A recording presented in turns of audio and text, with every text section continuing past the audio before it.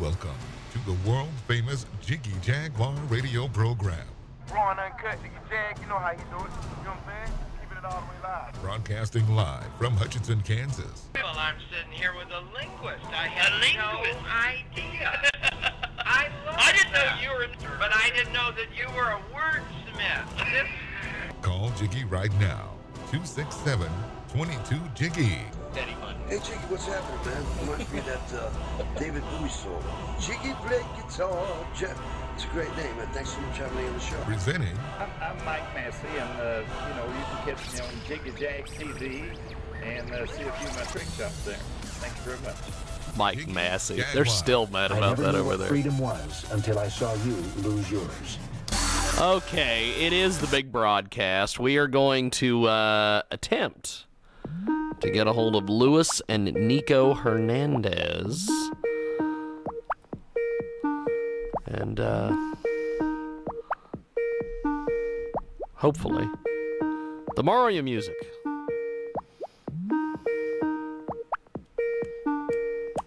You are calling from has been associated with high volume calling you. What in the world does that even mean? I always love that message. We are going to try to get a hold of The number Luis you are calling from has been and associated Nico with high volume Hernandez. calling you. To continue, press 08. What? Trying to call them via Skype, and it is interesting. So we are going to try to. The number you are calling from has been associated with high volume calling use. To continue, press 08. What? What does that even mean? High volume calling use. Well, we're going to do this. We are going to give it a couple seconds here. You notice I'm real patient. Real patient. I'm not patient at all, by the way. The number you are calling. Oh my God. What does that even mean? The number that we are calling has been associated with high volume calling use. Well, duh, because it's a Skype number.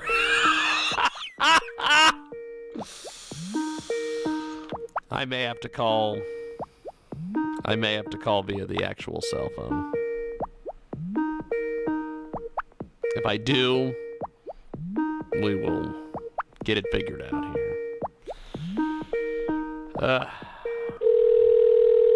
There. And Lord, it's ringing. Hello? And I believe there's Luis or Nico, whichever. How are you? It is James calling from iHeartRadio. Let me get Jay Izso on here with us. I was a little late because Skype was giving me all sorts of issues. I don't know why, but Skype decided to associate my high calling Skype number with high calling volume use, and it's like, well, yeah, it's a radio show. That's what we do here. It's a heck of a deal. And we have got, I believe, Jay Izso on with us. Yeah, he's here. And I've got Luis and Nico Hernandez joining us on Skype. And Jay, Nico is going to be making some history next weekend.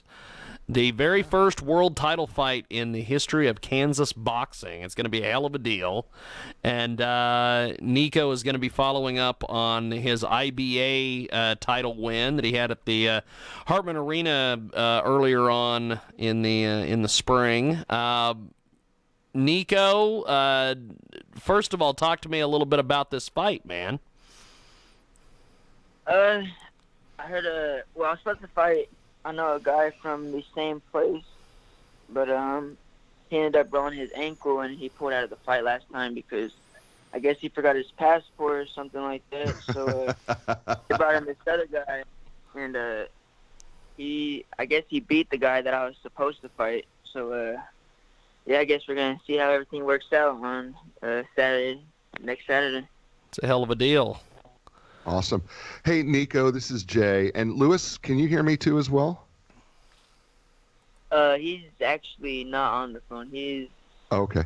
I didn't know we were going to do this together. So. Okay. Oh no. Well, hey, that's cool. No. Nico, we're good. So, Nico, tell me. So, it sounds like you don't know much about Sylvester Canales. Is that true? You just don't know much really about him? Yeah. I'm not really worried about him. I just go in there and focus on doing my own thing. I'm not really too focused on my opponent. Well, and the last time you and I talked, I asked you, if you remember, I asked you kind of about your style, and you said, you're not really a film watcher anyway. You are kind of more of, you focus on what you do really, really well, and then, you kind of figure him out as the fight kind of moves along, is kind of what I mean, that's been your pattern, because you've said all along, you don't really like to watch a lot of film on your opponent, right? Yes, sir. That's correct.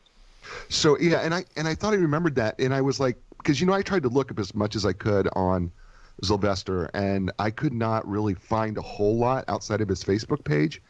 And he seems like a real interesting sort of guy. I mean, he seems like he's, he seems to be a talented boxer, pretty talented boxer, and he's had he's had a few more fights than you have, for sure, professionally. But of course, he doesn't have your Olympic experience, and I think that really helps you out a bunch in this particular fight. And, can I just say something to you that I want you to be really, really, you and your dad need to be really, really proud of? Because I was thinking about this. I was thinking about this today when I was working out. You and your dad have created something so big that you're bringing a championship fight to Kansas. And that's on the two of you. And that is really cool, brother, that you're able to, that you and your dad have created something pretty special, and that the state of Kansas is on the map on boxing because of what the two of you have done. And you need to be really, really proud of that, brother, because that's a really cool deal. So congratulations on that. Yeah, thank you. It's it's definitely a lot of work, but we're making it happen. So yeah. So Nico, this particular fight, do you feel any more pressure than you feel in any other fight, or do you feel like, this is just what I do, and well, how does that work pressure wise? Pressure, I don't it's just, I feel like it's just any other fight. I kind of feel like, like when I was in the amateurs, I was in the finals, so much throughout my career as an amateur, and I feel like this is just kind of like that. It's just, another championship fight, and I've been working hard, and, I know all the hard work's going to pay off, and I'm just ready to do my thing. I want everybody to hear what Nico just said, right? He just said this is another championship fight, because every fight to him is a championship fight.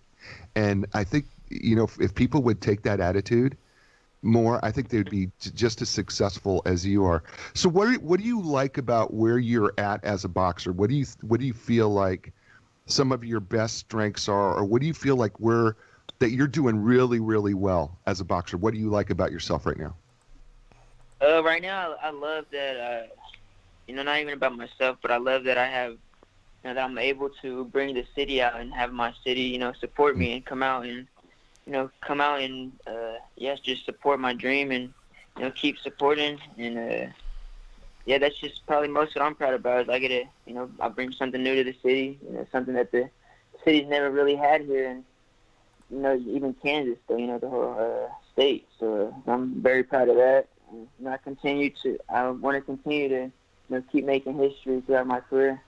Good for you. So when you look back, when Dad was driving a truck and he introduces you to boxing at 9 years old, right? I don't know if you can go back there, if you can still remember what that was like, but when Dad had the gloves on and he put your gloves on and he was teaching you how to box, does that seem like that's a distant memory, or does that seem like something that happened just yesterday?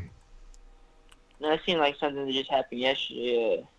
It's all been like, it's just been kind of like the same routine, since I was little. We would, just go home and, do workout at home and do mitts at home and stuff. And, he'd, just be on me just like he is right now and, pushing me to, do my best. Because he told me that if you're going to do boxing, you're going to have to put everything into it. You can't just halfway do boxing or else you're going to get hurt.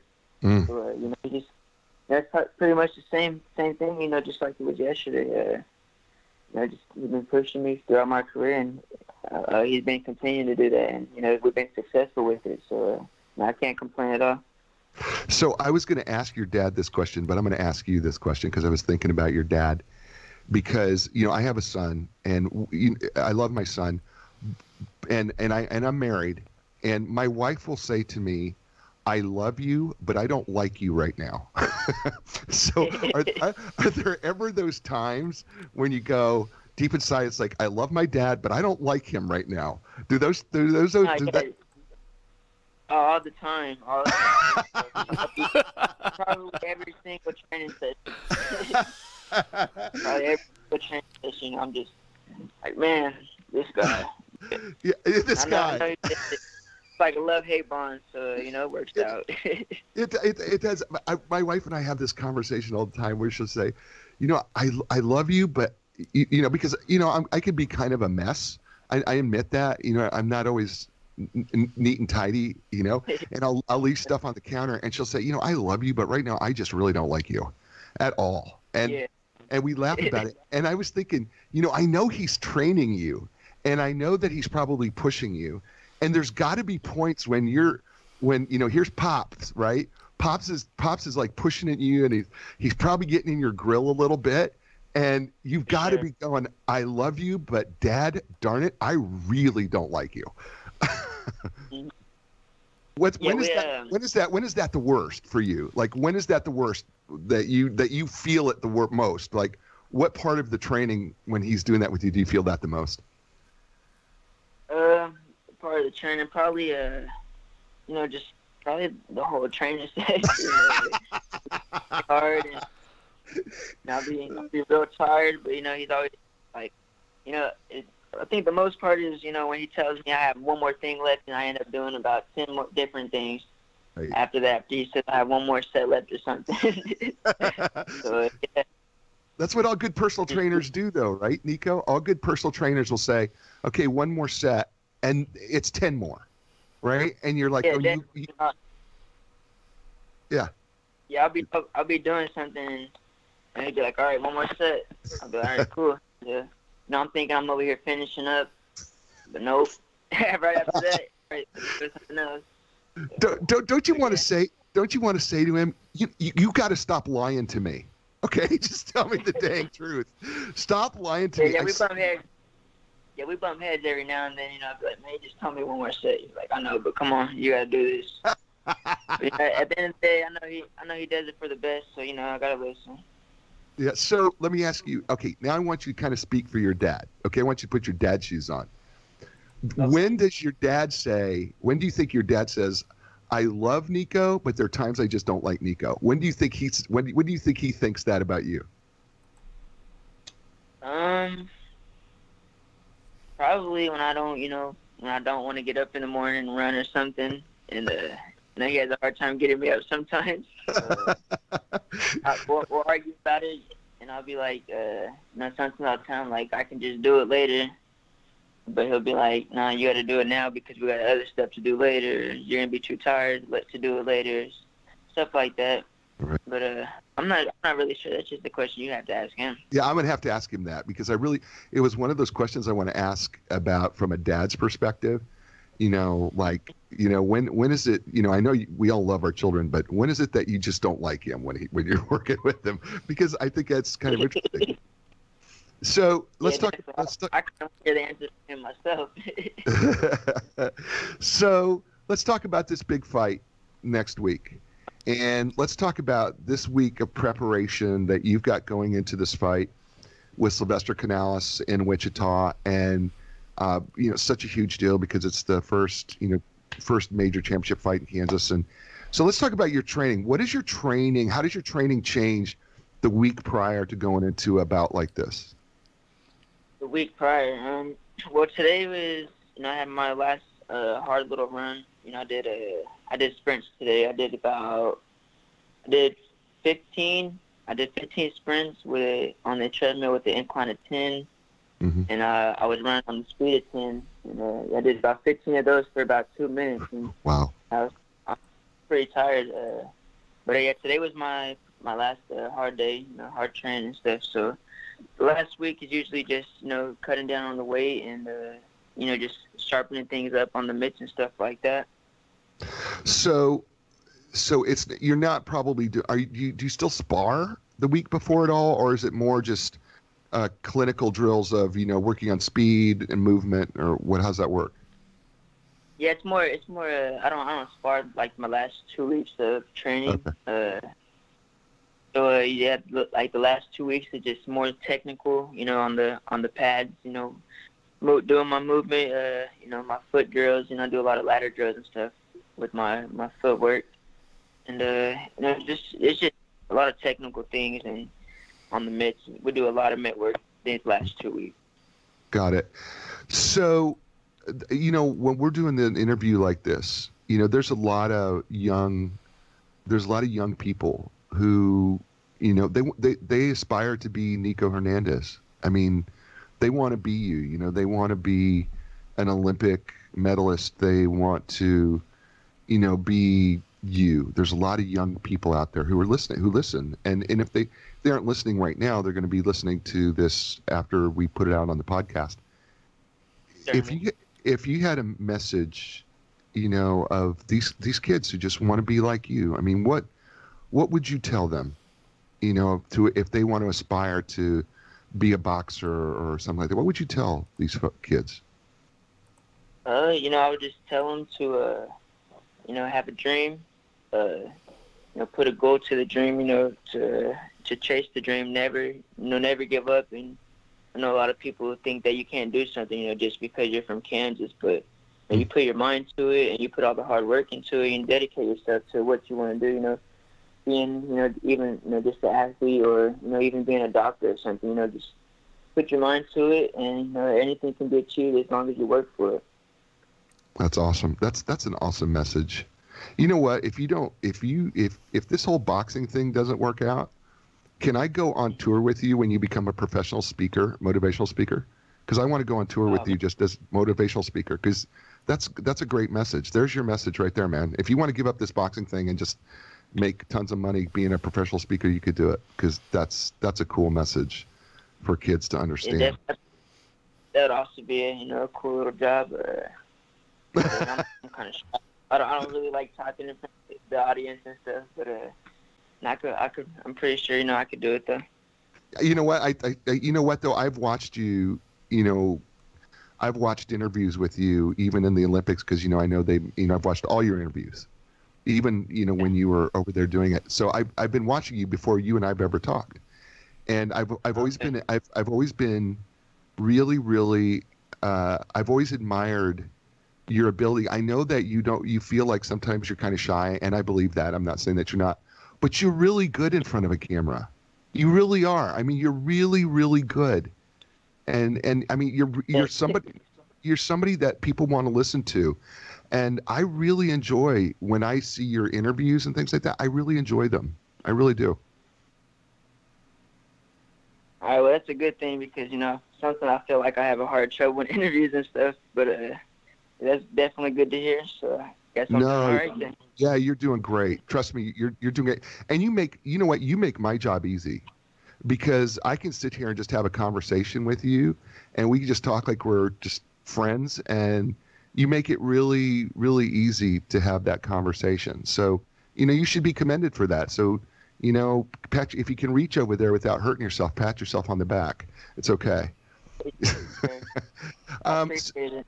You're very welcome. So I know that we've got this gigantic fight coming up next weekend, and walk people through the day of the fight. Let's walk people through the day of the fight. So on the very day of the fight, do you sleep the night before or not? Can you sleep? It just depends. Usually I do fall asleep pretty late, but I don't really have a certain time that I have to wake up. So, when I do wake up, probably around like 10:30, 11, and I just get up and eat my breakfast and, just prepare for for the fight. I just rest. I chill, just chill in my hotel room, and just lay there and maybe put some music on and just listen to music and think about what I gotta do, and just do my nutritionist, and he gives me all my food and stuff, so and everything works out pretty good. Just eating and drinking up my foods and stuff, and resting. That's pretty much all I do. So, but your fight, right? Your fight's the fight that night, right? I mean, you're the main event, right? Yes, sir. So that means you're going to be boxing later. So, and I know you've done this before, but how does it work when you're boxing late like that? How do you adjust your timetable so that you feel fresh, later? Because, I mean, our body gets used to wanting to shut down at night, and now here it is late, and you got to be ready to box. So how do you make that adjustment how does your body make that adjustment? Honestly, a lot of the times, I will, we work out pretty late according to, when I fight. So sometimes we'll adjust my training schedule to, when I'm working out around the time I fight. And I adjust myself like that. So, okay, so I love this. So, my master's in doctoral work was in psychology. And so I always tell people that there's this thing called state-dependent learning, meaning that, you want to be in the same state when you're learning as you will be when you go take the exam or when you do your final thing. And I hope people heard what you said, that, you train at the same time you're going to box, so that your body gets used to that particular state of mind, that particular state of body, that your circadian rhythms and all of your metabolism is running on that schedule. And how early in the training do you start that? Or do you do that from day one where you're training at that time of night, or does that start like a few weeks before? How does that work? No, we usually just started a few weeks before. Okay. Just because my dad does a lot of training also with other people, and he still coaches, all the little kids and stuff at the gym, of course. Right. So, we kind of go off of that kind of schedule and just adjust to whatever we got to do. That's cool. I love that. I love that whole thing of that state-dependent learning of training yourself at the same time you're going to box. How long does an average training session last for you? The average training session usually lasts about 2 hours. 2 hours. And 2 hours. And I have about, either 2 or 3 workouts a day. So you're okay, so so you have 2 to 3 2-hour sessions a day. Is that what I heard? Yes, sir. And you know what? People complain about working out in the gym for 1 hour a day. And you're doing 2 to 3 2-hour sessions a day. That is unreal that you do that. Yeah, a lot of people, tell me I'm lucky because I don't have a job. I don't have a regular job, and I look at them like they're crazy because I feel like I'm working harder than they are. Are you kidding me? People say you don't have a job? Are you? Yeah. Okay. Yeah, Nico, people tell me I'm lucky because I don't have a job. So. Okay, Nico, yeah. I'm going to stand up for you here right now, okay? Because I'm 6'5", 265. So let me stand up for you here right now, and let me just talk to some people who've got some questions about Nico and his job. Folks, I'm going to just say something to you. Whoever feels that Nico doesn't have a job, I dare you to just do one of his workouts a day and see if you can do anything the rest of your day. Because I promise you that he works harder. It's mentally, emotionally taxing. It's physically brutal, okay? And he has to do it every day. And then he has to have the pressure of going up in front of everybody like he's going to do this weekend. He's got added pressure of going, this is my hometown, I'm representing, and he's going to do that. I promise you, there is no one, maybe Sylvester Canales thinks he can, but there is no one out here who can do what he does if you're listening to the show, because it's just a brutal schedule. It's hard, and he has to do it every day of the week. So if you think he doesn't have a job, trust me, his job's harder. How did I do, Nico? Did I do okay to protect you there a little bit? Yeah, definitely. And I try to tell people that all the time. Like, man, it's just, it's a lot of hard work. I work out about 6 hours a day, and sometimes I won't sleep at night. So sometimes maybe like 2 or 3 o'clock in the morning, if I can't sleep, I'll get up and maybe go on a run or something. But, yeah. So sometimes I have a lot of sleepless nights where I still got to get up and train and do all that good stuff. So. And Nico, here's the other thing that people don't understand, and help them understand this. You don't get to go out and just eat fried chicken and pizza whenever you want to, or go through a McDonald's drive-through, right? I can if I really want to, but I try to stick to my diet and stuff. Right, because you know that if you stick to your diet, that's going to make you better, right? Yeah, for sure.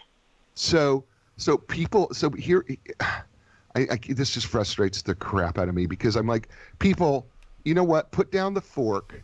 If watch how he eats. Sure, could he eat whatever he wants? He could, but it's not going to be the best thing for his body. And we could take a real hard lesson from you as people, understanding that, you know what? If we would put down the fork and we would watch what we put into our bodies would be in just better condition. And I know that you have a nutritionist, right? I mean, you have a nutritionist who makes your food, makes sure you get the right amount of calories, the whole thing. Is that true? Yeah. I have a 316 Catering. They are my sponsor, and my strength and conditioning coach is actually my nutritionist. So he just lets them know, what to make for me and stuff like that, and they make it for me, and I go on the diet and just warm up my stuff every day. So, yeah. So I bet people, I wonder if you know this. I'm sure you do. So people want to know, what's your body fat percentage? I honestly do not know. Really? I'm guessing it's pretty low, because I feel like I don't got very much fat on me. I'm not sure. Yeah, I know that you've got to be below 7%, right? I mean, you got to be somewhere fours. I'm at that condition coach. So. Yeah, because what people always want to know, what is his body? Because you have no fat on your body. I mean, I know we all know that you probably have a 2 or 3%, something like that, or maybe 4. But I mean, you have no fat on your body. You are extraordinarily lean, and yet you eat. And evidently you're eating without you're not starving hungry. So I'm always interested in the body fat percentage, because people always were saying, how, I mean, do they not eat? And I'm like, do you know how many thousands of calories you eat a day? Do you have any idea? I have no idea. So your strength and conditioning. Whatever my nutritionist tells me, I just listen to him, That's awesome. So this big fight. I'm pretty sure it's pretty high because I work out a lot, and he says that I burn a lot of calories, so I need to put more into my body. So yeah. Yeah, I know it's thousands of calories because of I mean, you don't have too much problem, staying. I mean, you don't get, you're not too far out of your weight class ever, are you? I mean, even when you're not. No, I'm not too far out. Right now, I got about 7 more pounds, 6 more pounds to go. Oh, that's water weight. You could lose that in water weight. Definitely. Yeah, you can lose that in water weight. I mean, because you probably drop 11 pounds after, a really good, hard, brutal workout session in water weight alone. Yeah, definitely. Water weight is pretty easy to lose. So. Yeah, a lot of people don't recognize that. I know, football athletes, professional college football athletes, it's not hard for them to drop, 15 pounds in, after a game, and I know that boxers are the same way. You guys will lose a lot of water weight, but you're also burning so many calories so fast that, you have that balance between burning muscle, because that's all you have left. You guys, it's the only thing you have left is you got muscle to burn, and you don't want to be chewing up your muscle, which is why you got to eat so many more calories, because you just don't. Yeah, you don't want to do that. So this upcoming Saturday's fight, right, that we've got going on in Wichita that you and your dad should, I hope, are both really proud of, because this is really so cool, against Sylvester Canales. So we're getting ready to go to the fight. Walk people through because we hear the referee come to you when you guys are staring each other down, and you're not seeing each other, and you kind of dance around, and the referee looks at both of you and he says, and I know you don't hear it because you're in your own worlds, but what we hear on TV when we're watching this is that, okay, gentlemen, I've explained to you the rules and what I'm looking for, both of you in the locker room. So we're not going to go over that, right? I'll say something to that effect. So does the referee come to your locker room and literally go in and say, or how does that work? Yes, sir. He comes to the locker room and he just explains the rules to us. We got our hand wraps and stuff checked, to make sure not putting nothing illegal in there, and right. They mark us up and basically just tell us the rules and head out and let us finish our warm up or whatever we got to do. And how long does that take? That conversation? How long does that conversation take for them to do that? Usually it don't take very long. Probably about 3 to 5 minutes. Okay, and so it's in and out. Okay, so now you've had that conversation. The referee has explained to you the rules and what the 10 count is going to be, whatever the rules are in the state of Kansas. The boxing commission of the state of Kansas decides. And so you have that, and now you're standing face to face each other. What's going through your mind when you're standing and the referee is kind of going blah blah blah blah blah blah? What is really going through your mind at that moment when you're in the center of the ring? What did you say was going through my mind? Yeah, what's going through your head? What's going through your head as you're standing in the center of the ring, right as he's given the instructions? Just winning, just that's the feeling. I just want to get my hand raised, once the fight's over. Just winning's going through my head, and I'm really not sure because I don't know. I really don't even really pay attention to it. I'm just ready to go back to my corner and, listen to the bell ring and get it started. And then, and by the way, that's awesome, because psychologically, if you gave me any other answer that would concern me, my guess is you don't even know what's going through your mind. And because... I don't know what's going through my mind. Yeah. I mean, I think people want to think that you're thinking about strategy and, I got to do this, but I don't think any of that's going through your mind. I think you're right. I think maybe you think, okay, you know what? I got to win this thing. I got to take this thing. And I'm going to... Mm-hmm. So then you get back to the corner of your ring. You're back to the corner of the ring. You're waiting for the bell. Your dad is probably saying, your dad, by the way, for people who don't know, Nico's dad is his coach.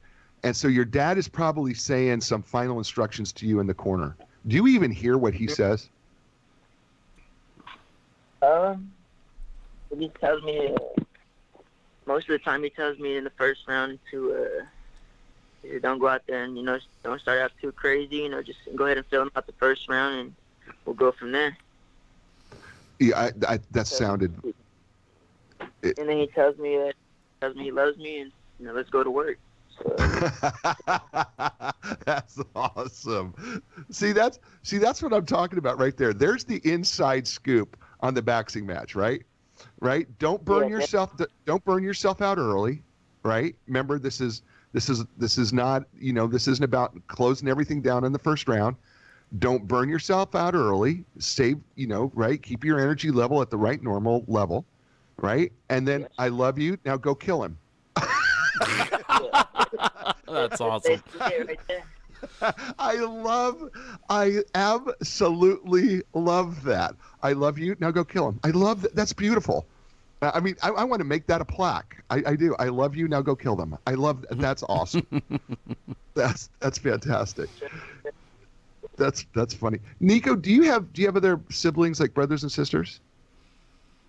Yeah, I have 2 brothers and 1 little sister. They are I'm the oldest one out of all of them. They are 20. Well, my brother is 20. My other brother is, one of my brothers is 19. My other brother is 18, and my little sister is 17. And how do they feel about you being a boxer? Do they ever talk to you about that? They ever say anything to you about it? No, they actually, all of them, got in there a couple times. Well, my little sister, she did it one time. My little brother, he actually just won the regional Golden Gloves, and he's leaving to the national Golden Gloves on Saturday. So, okay, good for you. He's ready to go. And, yeah, both of my little brothers got about anywhere from 20 to 40 amateur fights. Wow. So the whole family's boxing family. Yeah, but me and the 18-year-old brother are the only ones that do it now. Okay. But your sister boxed for a while, too? Did she try it? Yeah, she tried it. She didn't really train. She just said that she wanted to get in there once. So she went ahead and got in there when she was littler. And how did that go for her? She did really good. She did not get the win, but she did really good. She's a really tough girl. So, yeah. Well, I imagine all four of you are really tough people because Daddy's a tough guy. Dad's a tough guy too, right? Because Dad was a truck driver, and truck drivers are tough guys, and he takes time off to train you and Tony and worked with you guys, and still has a heart to work with kids and help them and get them off the street and help them have something else and give them not just boxing lessons but life lessons. And that's a cool thing. I admire your dad for that, because we need more men like him who are willing to give of themselves to the younger generations, to not just, it's not teaching them necessarily the skill. If that happens, that's great.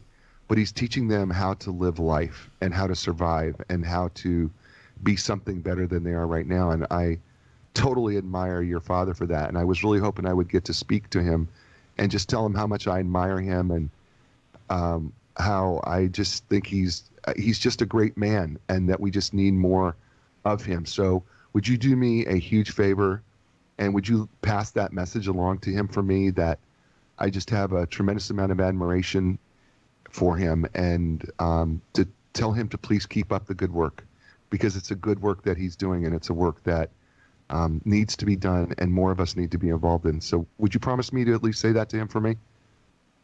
Yeah, definitely. Yeah, my father has a big heart, and a lot of times when people didn't have nowhere to stay, he would bring him into our house and let him stay with us, and he still does that to this day. Mm.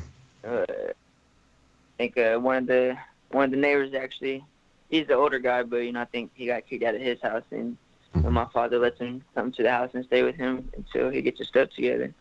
Mm. So, yeah, my father definitely has a big heart. Yeah, and it shows. You know why? Because his son has a big heart, and when I listen to you, I could tell that you have a big heart, and I know that comes from your father.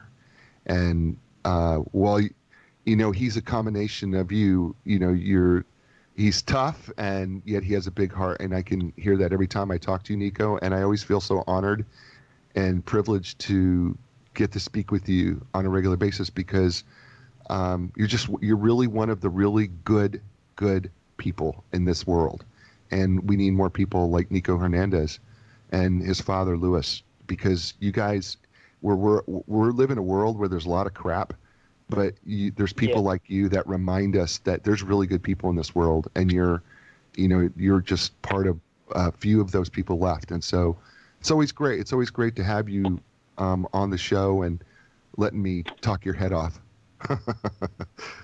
Yeah, for sure. Yeah, thank you for having me.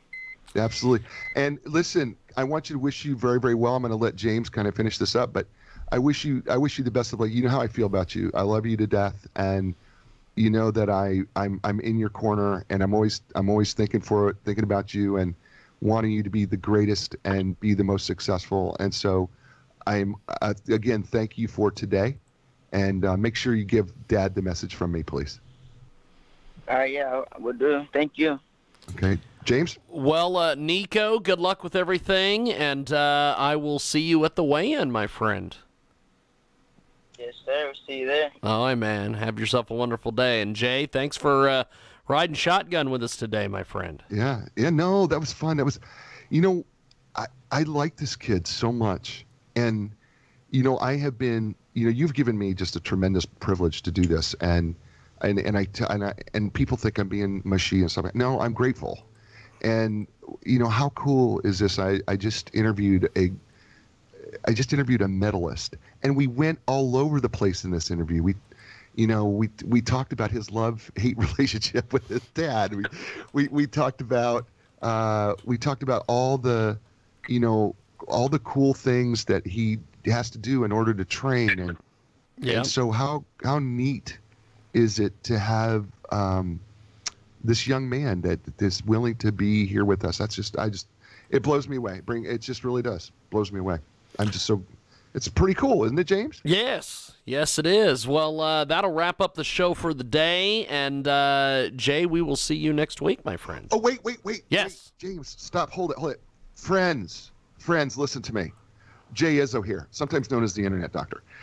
Hey, I want to tell you something that you probably have never heard me say ever before. Friends do not let friends not download the Jiggy Jaguar app. You've probably never heard me say that before, but I got to tell you, you've got to download this app. It is called the Jiggy Jaguar app. Let me spell it for you. Jiggy Jaguar. And by the way, the letters look like a jaguar, okay, in there, right? The spots and everything. Download the app. Listen to this show. And listen to past shows, listen to it live, listen to it in Memorex. You'll get that for those of you who are older. But download the show and then do me a favor. Don't just download it and be selfish. No, get off your selfish tail and you text somebody, say, you've got to download this app. And seriously, Jay told me, download the app. And he's so right, because it's awesome. And while you're at it, what I want you to do is go to jagshow.com, jagshow.com, and I want you to click on that. I want you to push that page up with your mouse. Look to your right. Look for the Amazon banner. Click on it when you're buying your next stuff, because when you do that, you support the show and you get your stuff all at the same time. And what a great unselfish way to get your stuff and help somebody out. Who doesn't want to do that? You know who doesn't want to do that? Selfish people don't want to do that. But you're not that person. You're an unselfish person who loves us and has made the choice to listen to the show. So thank you. So now go to jagshow.com, go find the banner, click on it, and buy your stuff. There you go. And check out High Stakes at the Kansas Star Arena next week. Tickets are very affordable, and doors open at 6. Show begins at 7. And thank you, Jay. Thank you, Nico. And I appreciate it, guys. Can I do my Michael Buffer, though? Yes. Can I do it? Yes. Ladies and gentlemen, let's